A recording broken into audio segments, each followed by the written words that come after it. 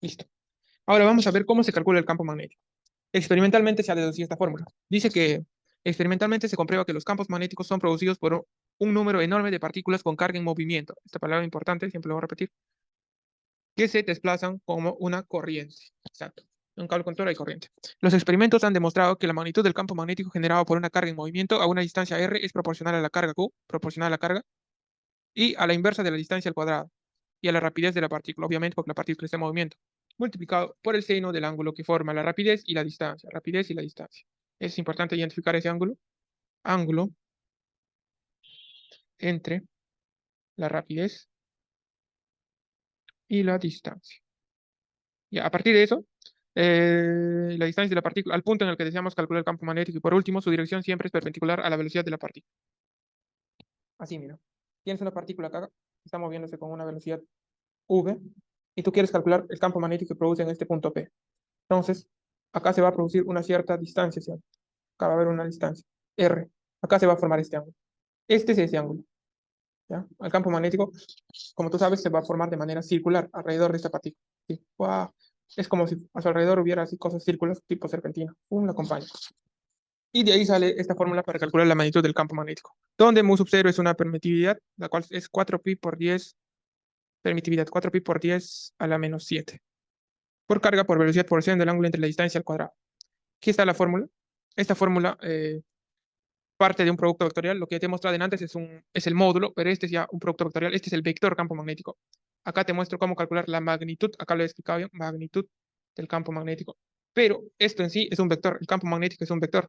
Y se calcula a partir del producto vectorial del vector velocidad por el vector desplazamiento, que es de la partícula hacia el punto en el que quieres calcular el campo, entre la distancia al cuadrado. Y este vector r cuadrado es la distancia al cuadrado y este vector r' es un vector unitario. ¿Para qué sirve este vector unitario? Como estamos trabajando con vectores, este vector unitario nos ayuda a dar la dirección del campo magnético. Y este valor que debes conocer, nunca vienen los problemas, tú debes recordarte, mu sub 0 vale 4pi por 10 a la menos 7. ¿Ya? Y el vector unitario es el encargado de dar la dirección, ya te dije que va desde la carga hasta el punto en que queremos calcular el campo magnético. Y bueno, su magnitud, ya te lo mostré arriba, pero igual lo puse acá, es mu sub 0 entre 4pi por carga por velocidad por seno del ángulo entre la distancia al cuadrado.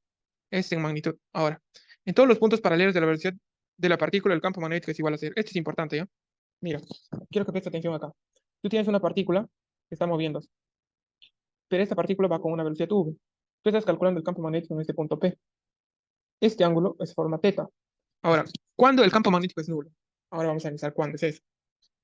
¿Qué pasó con Dex? ¿Verdad? Ya. Voy a dibujar bien. Acá hay un punto P. Acá hay un ángulo teta. Ya te estarás imaginando viendo la expresión. Todo va a ser nulo. ¿Cuándo? La carga nunca va a ser cero. O sea, si la carga fuera cero, no hubiera campo. La velocidad nunca va a ser cero, porque si la partícula deja moverse, no hubiera campo. La distancia nunca va a ser cero, porque no puedes calcularla en la misma partícula del campo. Mu sub 0 entre 4pi es una constante. El que puede ser cero es este seno. ¿Y cuándo el seno es cero? Cuando este ángulo es igual a 0 grados o pi. Quiere decir que cuando el punto en el que tú quieres calcular el campo magnético no debe estar en la línea donde va la velocidad. O sea, no debe ser paralela a la velocidad. Acá vamos a hacer un ejemplo mejor.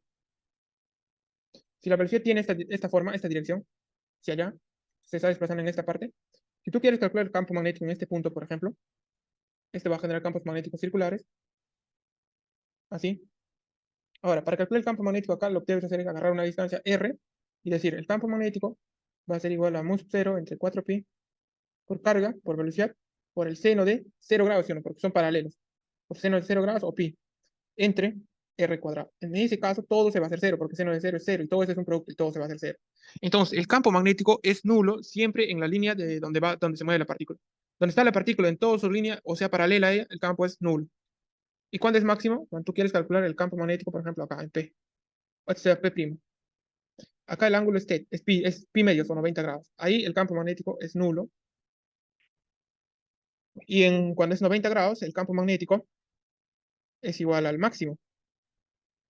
Acá es máximo. Cuando el punto forma 90 grados con la velocidad de la partícula. Acá es máximo, porque el seno de 90 es 1 y el valor máximo del seno es 1. Máximo. ¿Ya? Esto va a ser importante porque en cables también va a funcionar de la misma manera. Ya, entonces, si tú quieres calcular el campo magnético en la misma línea de acción de la partícula, es cero. Si tú quieres calcular el campo magnético en una dirección que es perpendicular a la velocidad de la partícula, el campo magnético es máximo.